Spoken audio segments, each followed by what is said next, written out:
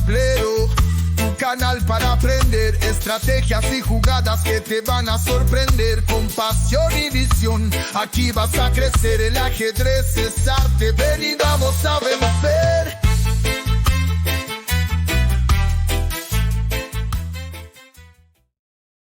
Bienvenidos a Frente al Tablero, un canal dedicado a la difusión del ajedrez. Hoy continuaremos con el Tratado General de Ajedrez de Roberto Grau, tomo 3, Conformación de peones. Primera parte, Configuraciones de peones. Capítulo 1, Conformaciones típicas. Título segundo, La debilidad de los peones en quinta sostenido por piezas. Cuando se haga la historia del ajedrez moderno, habrá que dedicar un espacio preferente al danés Aron Nimzowitsch, sin duda alguna uno de los revolucionarios más calificados de la técnica del difícil juego. Fue este sutil ajedrecista quien dio fuerza a una serie de principios y debilitó otros de larga tradición en la mente y el concepto de los aficionados. Levantó sistemas de atrevida idea y más tarde los pulverizó él mismo, con ejemplos concretos. Nuestro tema sobre la debilidad de los peones avanzados debiera precisamente tambalear al referirnos a Nimzowitsch, ya que fue este ajedrecista quien prestigió la vieja variante de Steinitz del avance de E5 en la defensa francesa y ganó, merced a él, infinidad de partidas. Pero fue el producto de un cuarto de hora de confusión que produjo en el ánimo de los grandes rutinarios, como el doctor Tarrasch, por citar al más expresivo ejemplo de los teorizadores del juego clásico, el advenimiento de un jugador tan anárquico en su estilo, atrevido en sus concepciones, como lo fue Nimzowitsch. Más tarde, este abandonó dicho sistema y en su libro La práctica de mi sistema, abunda en ejemplos de partidas por él ganadas contra esa configuración defectuosa de peones. El tema es vital para la estrategia del medio juego y aún para los finales de partida.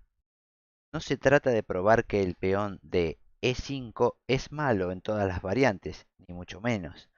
El avance de un peón a quinta puede ser la base de un ataque ganador, como sucede en muchas variantes de la defensa francesa, precisamente. Tampoco nos referimos al peón en quinta sólidamente apoyado y que es el vértice de cadenas de peones. En estos casos se hace necesario hablar de otra suerte sobre la eficiencia de un peón así colocado, aun cuando siempre es el tema de acción del enemigo. Se trata simplemente del peón avanzado que debe ser sostenido por piezas menores o por un peón sin sostén a su vez y que está fijado por un peón adversario delante. Es claro que si se trata de un peón en quinta, libre y apoyado, nadie puede discutir su eficiencia, pero es muy necesario hacer estas aclaraciones para evitar que se confunda el ánimo de los ajedrecistas y aún de muchos elementos de categorías superiores que juegan bien pero poseen un gran desconocimiento de ideas técnicas y pueden interpretar torcidamente el alcance de esta serie de capítulos que juzgamos de gran valor práctico y que son nuevos dentro de la bibliografía del juego. Seguiremos estudiando algunas partidas de Nimzowitsch precisamente de las que él publicó en sus libros, como exponentes de su idea nueva sobre el ajedrez. No se ocupó en sus trabajos del tema nuestro, atraído por otros problemas, pero aquel surge a cada paso en sus partidas, como se verá inmediatamente. Nimzowitsch contra Nimzowitsch. Empezaremos con una partida jugada contra tres aficionados noruegos en Oslo durante el año 1921. En ella se lucha contra un peón en E5 endeblemente sostenido, que crea piezas pasivas que desnivelan estratégicamente la lucha. Es un duelo entre Nimzowitsch y sus viejas teorías. La partida fue así. Con las piezas blancas, noruegos. Con las piezas negras, Nimzowitsch. E4, E6, D4, D5, caballo C3, alfil B4, E por D5. La variante Maroczy de la defensa francesa, hoy día se la conoce como variante Winauer, que adoptó Nimzowitsch cuando jugó alfil B4, fue refutada en su primera época con el avance de E5.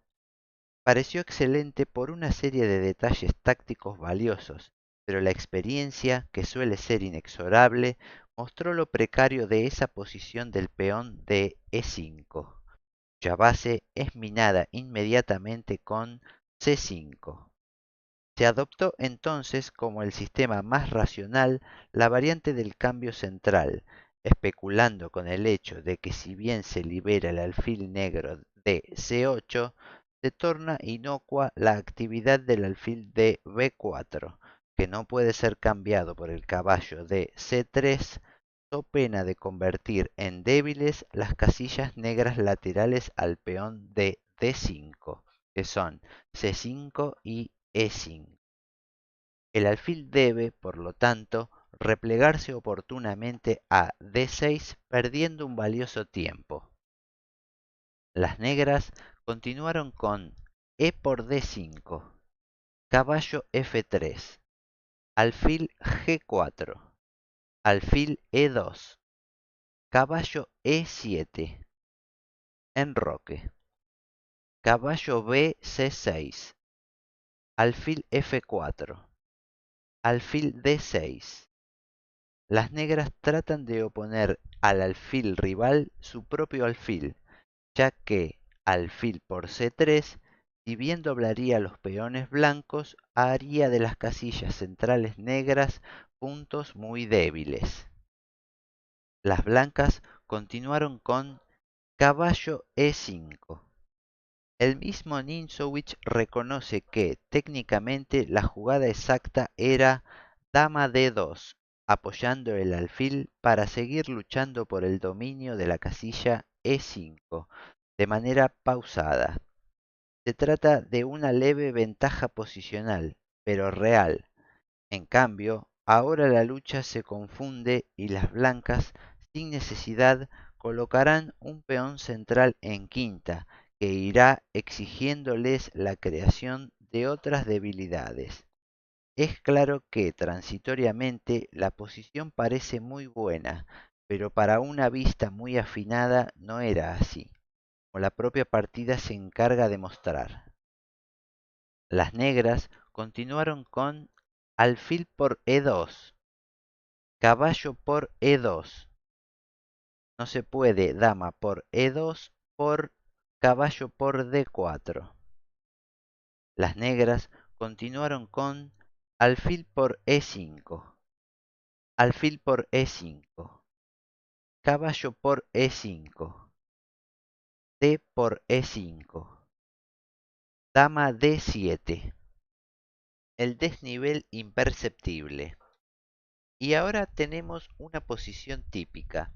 Hay igualdad absoluta de material y pocas piezas activas por ambas partes, lo que parecería indicar que la lucha es de un absoluto equilibrio, ya que 6 peones de cada bando permanecen en sus casillas de origen, pero las blancas tienen un peón en quinta fácilmente atacable, y que para ser apoyado debidamente obligará a jugar F4, y en esta forma se irán creando obligaciones estratégicas para el primer jugador, obligaciones que no tenía por qué crearse, dado el buen planteo adquirido.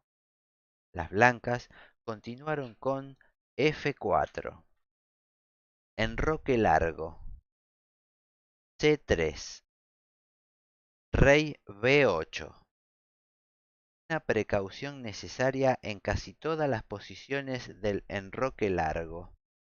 El rey en C8 está deficientemente situado y, en cambio, es muy sólido en B8. Además, apoya todos los peones encargados de cubrirlo y da elasticidad al peón de C7. Las blancas continuaron con dama B3, C5, torre a E1. Era mejor torre a D1. Las negras continuaron con H5. Buena jugada. Comienza la lucha contra la defectuosa configuración central blanca de peones. El peón H tratará de dominar la casilla G3 blanca para que el peón de F4 carezca de cómodo apoyo, o que para prestárselo deban las blancas debilitar todo su enroque. El engranaje de debilidades que van naciendo a raíz de un peón imprudentemente avanzado es la desagradable resultante de esas temeridades estratégicas. Una pieza erróneamente colocada puede retirarse y solo se ha perdido un tiempo. Un peón mal avanzado debe ser sostenido, y este suele propagar la debilidad a toda la configuración de peones, que es en realidad el frente íntegro de lucha. Las blancas continuaron con rey H1, caballo F5. La explotación de la debilidad característica de un peón en quinta que no esté íntegramente flanqueado de peones rivales. La casilla lateral próxima, que ahora se convierte en base de operaciones del caballo negro. El peón de H5 a la vez lo consolida en esa situación. Las blancas continuaron con caballo G1, H4, caballo H3. Esto detiene el peón y apoya al de F4, pero separa al caballo de la lucha central, que es siempre lo más importante en ajedrez, cuando hay peones móviles en ese sector. Diferencia entre peón contenido y peón libre. Las negras continuaron con D4. Y esto, así sin duda, dirán los lectores que no hayan interpretado bien nuestro tema. ¿Cómo es que el negro a su vez se crea sin necesidad un peón en quinta y deshace su perfecta conformación de peones en cuarta? Y la razón es técnicamente clara, ya que nadie pretende manifestar que jugar con un peón en quinta sea un error, pues si así sucediera nunca se llegaría a dama. Pero obsérvese la diferencia importante entre ambas conformaciones.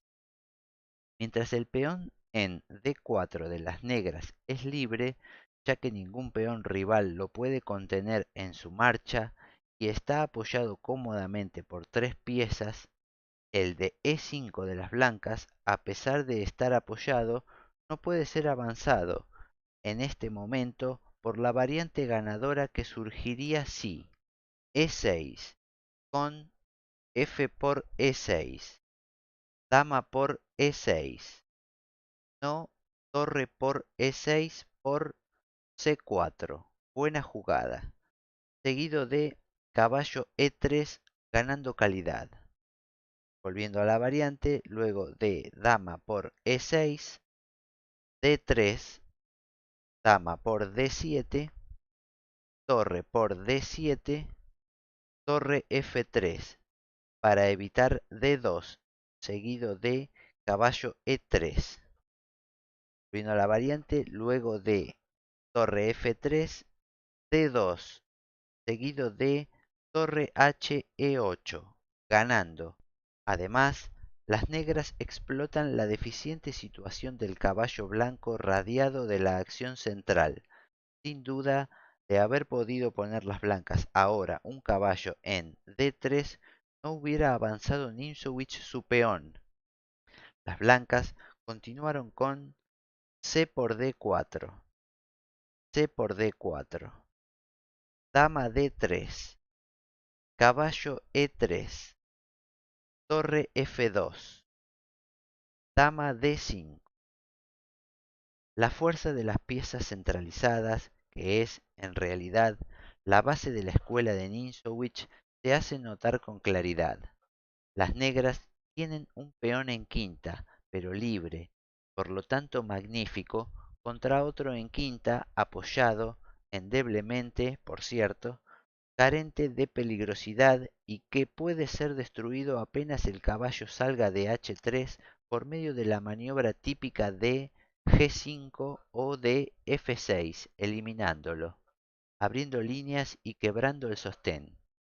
La ventaja negra se acentúa por momentos. Las blancas continuaron con a3, f6, una maniobra típica pero innecesaria. Esta jugada es típica en muchas posiciones de este tipo. Suele efectuarse cuando se hace difícil quebrar la cadena de peones o cuando se logran ventajas netas derivadas de las líneas abiertas que se producen.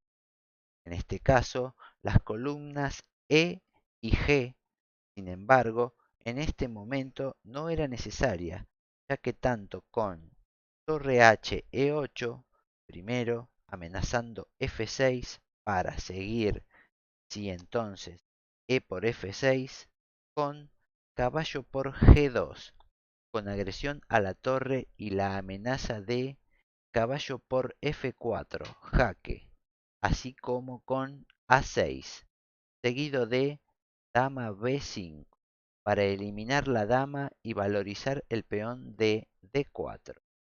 Las negras habrían ganado sin torcer el curso estratégico de la lucha.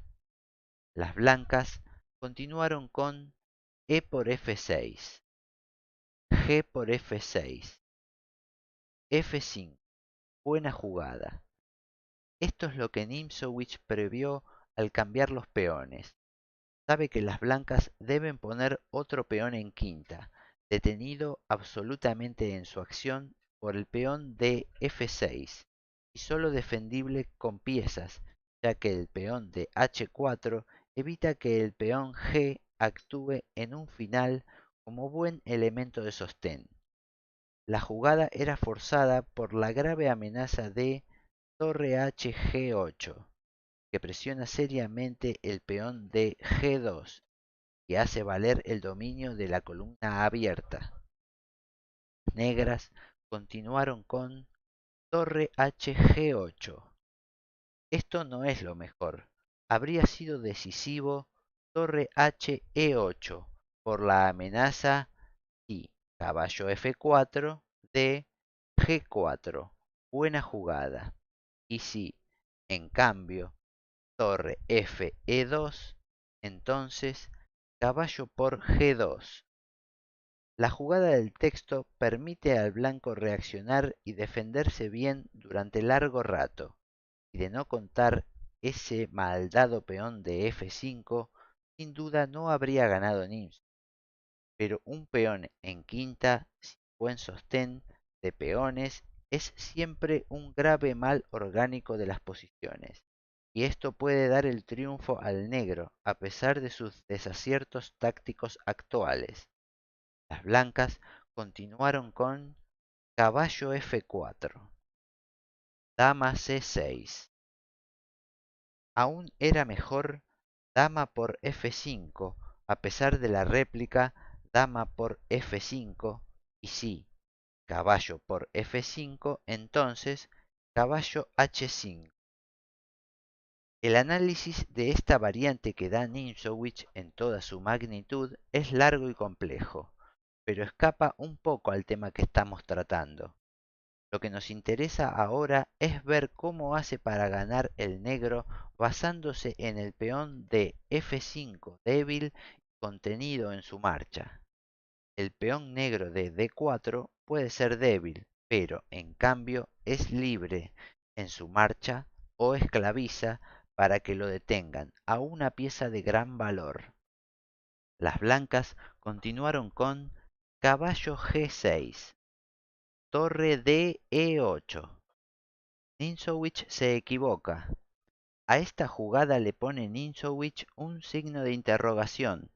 aún habría sido suficiente para ganar con relativa facilidad el avance de h3, pero a nosotros nos interesa el error para nuestro tema, pues la jugada significa la pérdida de un peón a cambio de un endeble contraataque, y si la partida no solo no se pierde, sino que logra aún ganar la Ninjowitz, es precisamente en mérito al peón en F5, que es una debilidad fundamental de acuerdo con lo que estamos considerando. Ahora el viejo zorro de Dinamarca deberá hilar muy fino. Las blancas continuaron con caballo por h4, torre g4, caballo f3, dama d5, torre d2, torre ge4. Las negras no pueden sostener más el peón de d4 sin otros graves riesgos. Aún en este caso, vemos como un peón en quinta libre llega a carecer de buen apoyo y sucumbe, pero lo perderá a cambio de un peón mucho más peligroso técnicamente, como es el de G2, que puede apoyar al de F5, eje de todas las esperanzas de empate o de triunfo negras, después de sus desaciertos tácticos en el medio juego. Las blancas continuaron con caballo por D4, caballo por G2, excelente jugada, torre por E4, torre por E4, caballo C6, buena jugada, B por C6, dama por D5, C por D5, rey por G2, torre E5. Este final es inferior para las negras, que están absolutamente perdidas a no ser por la esperanza que surgen del peón en F5, heredero de la debilidad del anterior peón de E5, que fue un mal tan grave que debió significarle la victoria a Ninjowitz antes, como lo hemos probado. Ahora las blancas debieron entregar de una vez el peón y jugar rápidamente H4, con ciertas posibilidades de triunfo. Las blancas continuaron con torre F2, rey C7, rey G3, rey D6, rey G4, torre E4, jaque. Las negras se rehacen. En cambio, ahora las blancas están perdidas. El peón de D5 es muy fuerte y el de F5 será una seria preocupación a pesar del peón de ventaja. La debilidad de dicho peón esclaviza a la torre y da rigidez a los elementos blancos de acción. Las blancas continuaron con rey H5. Malo sería torre F4 por rey E5. Buena jugada, lo que origina un final ganado. Las negras continuaron con D4, rey G6, rey E5, B4, torre G4, jaque, rey F7, torre F4, torre por F4. Esto acelera el desenlace. Era mejor torre E2 jaque, pero luego de torre E4, seguido de D3, las negras ganarían fácilmente. Las negras continuaron con rey por F4, rey por F6, D3, rey G6, D2, F6, D1, corona dama, y las blancas abandonaron. La partida ha sido muy valiosa para nosotros. Vimos primero de qué manera se castigó la colocación del peón blanco en E5 y cómo estuvo perdido el blanco por esa causa. Más tarde observamos la diferencia entre un peón en quinta detenido y de poca peligrosidad y un peón en quinta aislado pero libre, por lo tanto peligroso. Y aún al final, cuando ya no tenía derecho a triunfar Ninšović, como otro peón débil en quinta le dio tema para rehacer una victoria que se le había escapado de las manos y era ya en realidad ilegítima. Hasta aquí hemos llegado por hoy. Si te gustó, déjanos un me gusta y no olvides suscribirte. Hasta la próxima.